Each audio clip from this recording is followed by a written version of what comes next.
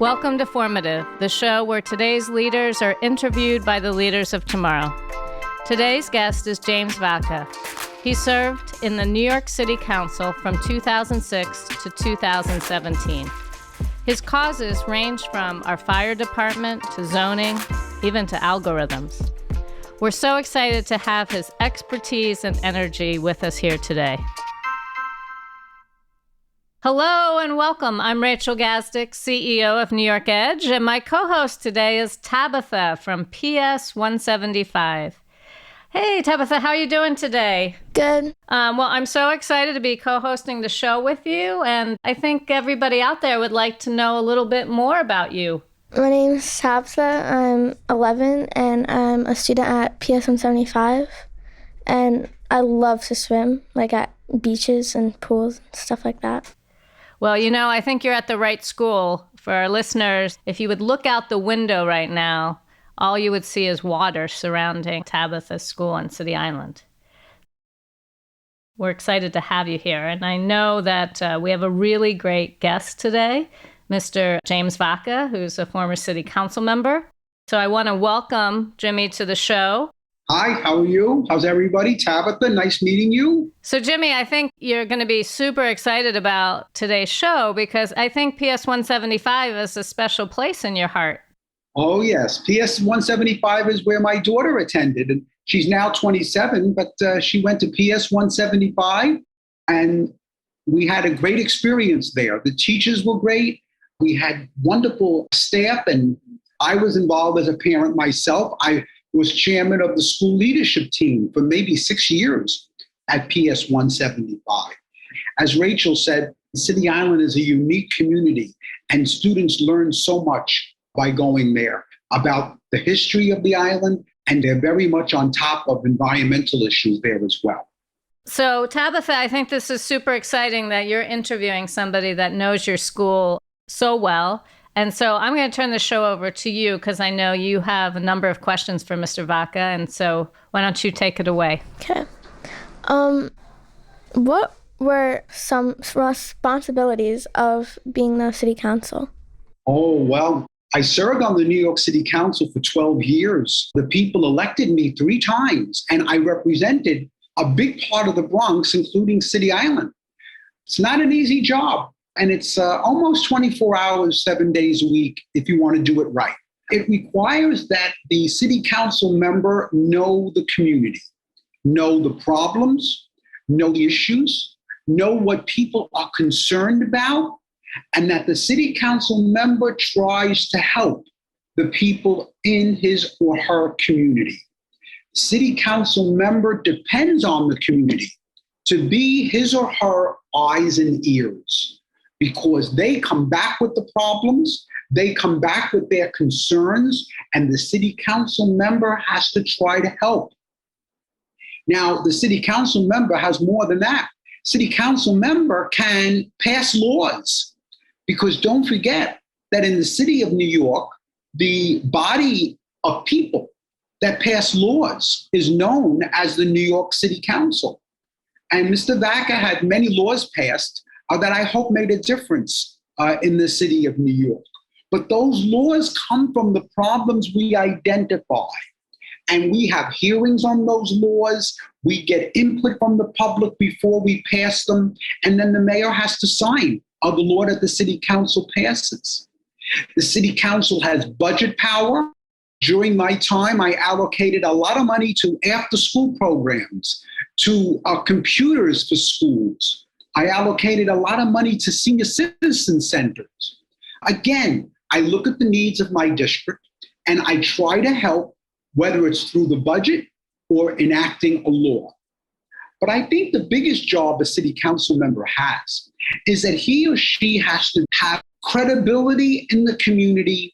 That person must be seen at as many as the events as possible. I can't say all because that's impossible. But they have to be seen at many events so people know who the city council member is. I always went to the Little League parades, the veterans functions. I always went to the community boards and the community associations, senior citizen centers, PTA meetings, when you start to think of all the organizations that a city council member has to make sure he's in touch with, tenant associations, homeowner associations, the groups that support our parks and our libraries. So a city council member has all those responsibilities. And I enjoyed my 12 years in the city council, and I thought that we got a lot done. Yeah, that seems like a lot of work. Were you nervous like your first couple of years? Well, I was nervous the first couple of months, I will say. It was new to me. When I was a new member, I wanted to be everywhere at the same time. And I soon realized you can't split yourself up into 3 different people. And I had to devote time downtown to City Hall, and I had to devote time to my community. And then I had a family that I wanted to devote time to on a personal basis. So how do you make everything work? And I had a wonderful staff. I had wonderful people helping me. So when I couldn't be everywhere at the same time, they would help me and go to functions on my behalf. Did you always have a desire to be in politics? I kind of think I did. I originally identified my interest as being in community work. And then it became an interest in government, politics, and then running for office. I got my start in the 8th grade of my junior high school. They were then called junior high school. Now they're called middle schools. And in the 8th grade, I went to middle school in Throgs Neck to a school called 101. And in the 8th grade, I had to take the number 5 Bruckner Boulevard bus going home. And the number 5 Bruckner Boulevard bus never came. And I would be standing there with my friends in the 8th grade, waiting for the bus on Bruckner Boulevard to take us back to Pelham Bay where we lived, and the bus never came. So I started to organize my 8th grade friends into a student council. And we went to the MTA, the Metropolitan Transportation Authority. We went to the PTAs. We went to the community groups. We started a petition to get better service on the number 5 Bruckner Boulevard bus. We went to public hearings. We got petitions. We fought the MTA, and we won. We got better service because we didn't want to be standing in the rain and the snow for a half hour and an hour when we left school after a long day. And then from that, it just took off. I went to high school in the Bronx. I went to Columbus High School in Pelham Parkway, and I ran for student council president in the 11th grade. I won. And then for the 12th grade, I served as student council president. And Columbus High School then had almost 5,000 students. So that was a lot of responsibility and a lot of work, but I really enjoyed getting things done. I get a reward out of getting things done. So I think that those 2 events propelled me to be active in my community, to be engaged, to make my voice heard on important issues. And little by little, I became more and more involved in politics. What was the scariest part of being in politics? Oh, wow. The inability to get things done became frustrating. Mr. Vacca would introduce a law. I would introduce a bill to be passed, and it would take 2 to 3 years to pass the bill. And that was very frustrating, and I got upset by it. I'll never forget that there were sometimes bills that I introduced that were passed 3 or 4 years later that when I saw them, they were changed and modified, and I didn't even recognize the bill because it was so different from what I originally introduced. But that's because when a bill is introduced, you have to work with your colleagues in the city council, and you have to work with the mayor's office so that you get a final bill that is a consensus of everyone. Can you tell us a little bit about a bill that you passed that you're most proud of? Oh, I'm proud of many of my bills. I introduced the first bill in the history of the country, really, that dealt with algorithms. Algorithms control your everyday life. And we never had legislation that tried to get a handle on how our algorithms used. They are used in the criminal justice system. They are used when you are placed in a high school. I had students and their parents come to me. Mr. Vacca, we want to go to high school X, but my daughter was assigned to high school Y. How did that happen? So you call the Department of Education, and the Department of Education will say to you, well, you know how that happened? That's how the computer spit out her name. I said, that's not an answer to my question. On what basis was this young lady assigned to the high school she was assigned to? And it was by an algorithm. And algorithms are not transparent. And my bill now that I had passed in my last year in the council, which was 2017, that bill mandates greater transparency in how we use algorithms. Algorithms are everywhere in your everyday life. So I thought that that was an important piece of legislation too. I introduced many legislative bills that pertain to transportation because I was chair of the Transportation Committee. I introduced bills that pertain to domestic violence as it affects the elderly because I was chair of the Senior Citizen Center subcommittee. And the major issue we had on City Island for several years, which I didn't cure by legislation, but we cured by organizing City Island, is that on City Island, the city of New York wanted to shut down the ladder company in the City Island firehouse. Now, City Island, if you know City Island, and people in the Bronx all know it, it has one way on and one way off. Well, the city of New York had a budget crisis, and they said, you know what?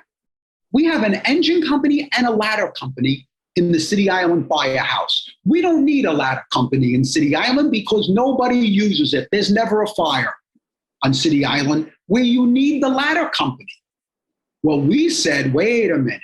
If there's no ladder company and there is a fire, it will take 9 minutes for another ladder company to come to City Island as opposed to the 2 minutes it now takes because we have adequate fire protection on City Island.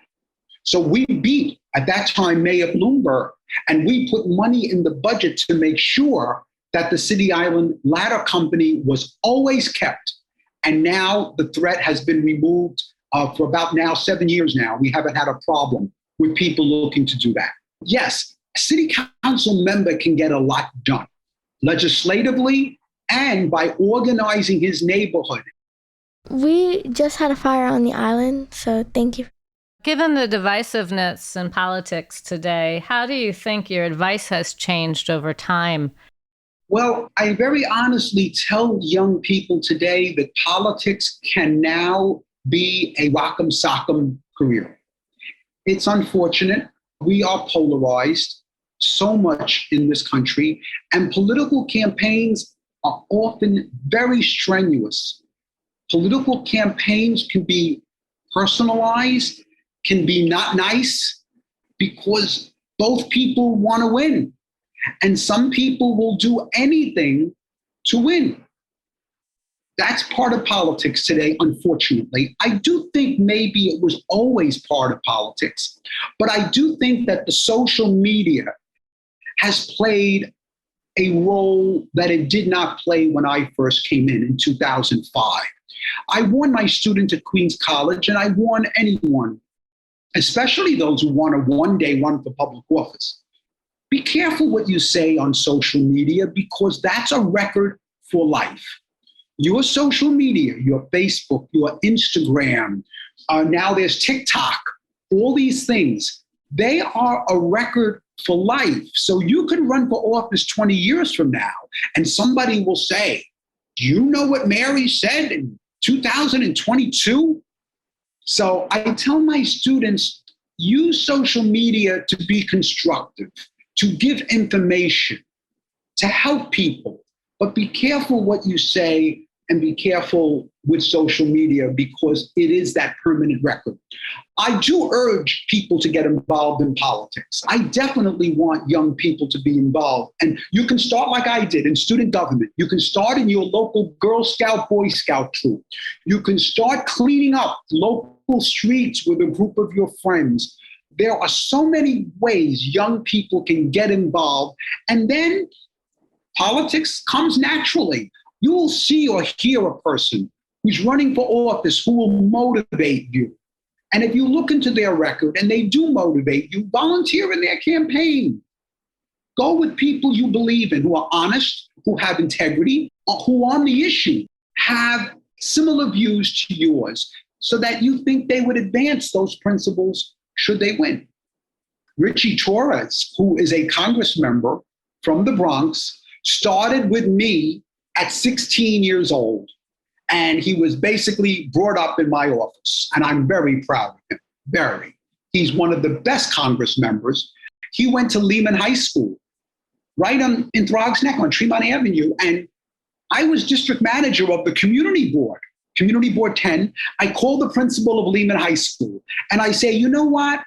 I would like you to give me a student who is good on civics and government, who wants to go into government, and I will make him district manager of the day. He will shadow me in everything I do. He sent me Richie Torres. And when I saw and met Richie Torres, I was floored. And then when I went to the city council, I brought him with me as an intern. I hired him. He became my housing director, mentored him, brought him up, and then ran for the city council and won. And then he ran for Congress and won. Well, Jimmy, thank you, because I think you're the model of how critical it is to mentor our young people.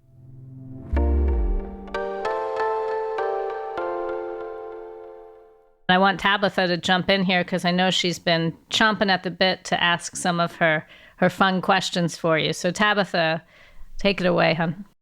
Where is your dream vacation destination? I have to tell you what I love the best. My vacation spot is a cruise ship. I enjoy the cruise ship because of the shows at night, the buffets and the food. And Mr. Vacca is careful what he eats, but Mr. Vacca has a sweet tooth. And on the cruise ship, you can have a little taste of this and a little taste of that. And I'm really happy being here in the Bronx and in New York City as well. We have a great place of museums and restaurants and food. Just in Queens, by the way, in Queens, you have so many different restaurants from all different countries to go to in neighborhoods like Jackson Heights and Astoria and Woodside. I recently ate Nepalese food. We have a community from Nepal in Woodside. I had Philippine food in Jackson Heights, which both of those foods I've never had. So like I could eat all day and I would still be missing out on some of the real great restaurants we have in the city of New York.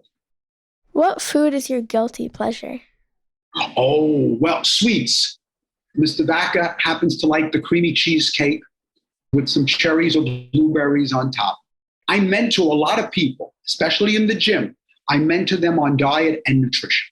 And I give them advice. And I saw one of the guys from the gym the other day. He was in the supermarket and he held up the Greek yogurt he bought. And he says, I did this because you told me. I've been buying this because you told me that it was good for me. I said, see, how do you like it? Oh, it's good and it's healthy. I say, yes. So yeah, I do get a reward out of that as well. Education is not just a book. Education is life. Education is learning every day. And learning means talking, but also listening. Listening is the most important part of communication, I think. In your opinion, what is the best type of cheese? Oh, well, you're talking to an Italian American who very much likes cheese. My best cheese is the provolone, but I do like mozzarella. To be honest, I have to tell you the truth. I like all cheeses except blue cheese. I do not like blue cheese. So Tabitha, you like blue cheese, huh? Yeah. Oh, you do? Yeah.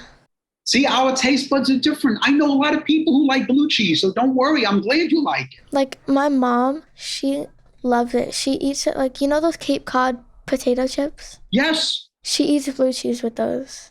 Ooh, So, sounds good. yeah. It sounds good. So, Jimmy, I think we're coming to the end of our show here. Tabitha, do you have one last question that you want to ask? Just one. Just one. Go ahead, hon. Did you have a nickname growing up, or was it always like Jimmy? Oh, no. Well, my nickname is Jimmy. My real name is James. James is my official name that I use officially. If you voted for me, it's James Vacca. That's my name on my birth certificate.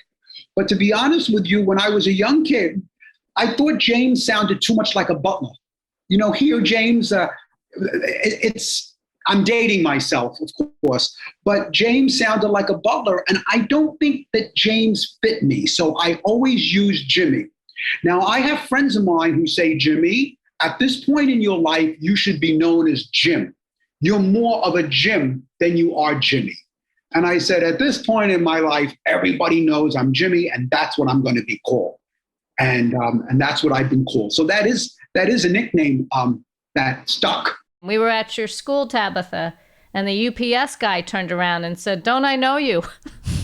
And yes. So it really happens all over the place. And I love it. I love it. I love people. I always treat people the way I would like to be treated. And I know that that's important for young people today. Treat people the way you would like to be treated. Treat people, everyone, respectfully.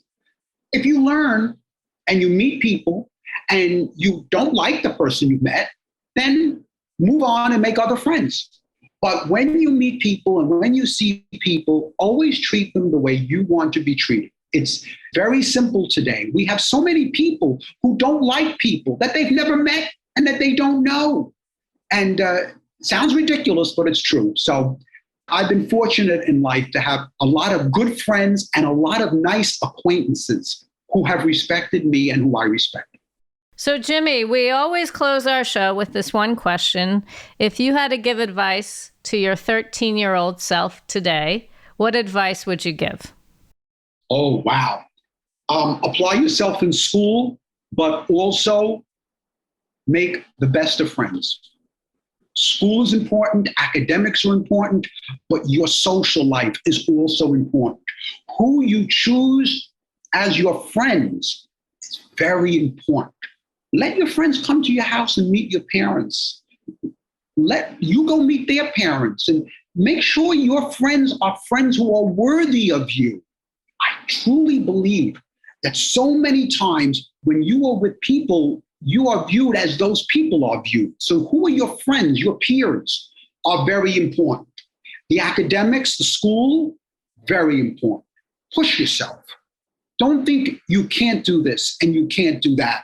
I used to have students come into my classroom at Queens College. Oh, Mr. Vacca, I'm an accounting major. You're teaching political science, urban studies.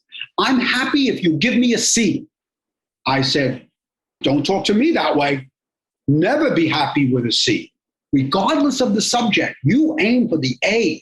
I want A students. And if you can't be an A and you need my help, I'm here.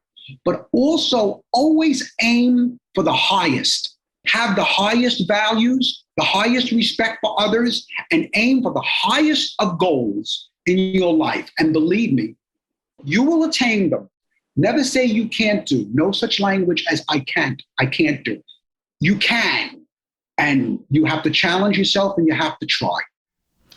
Well, thank you, Jimmy. And thank you, Tabitha, for being my co-host today. And thank you again, Jimmy. It's been such an honor to have you on today's show. Thank you. And that's a wrap. Thanks for listening to Formative, a production of New York Edge. I'm your host, Rachel Gazdick. My co-host today was Tabitha from PS 175 on City Island. She was assisted by Jesse Cowan. Our production partner for this series is Citizen Racecar. This episode was produced by David Hoffman and Tasha Lemley. Post-production by Alex Brower. Original music by Garrett Tiedemann. Production management by Gabriella Montequin. Thanks to the whole team here at New York Edge for making this series possible. Never miss an episode of Formative by subscribing to the series at newyorkedge.org/formative or wherever you get your podcasts.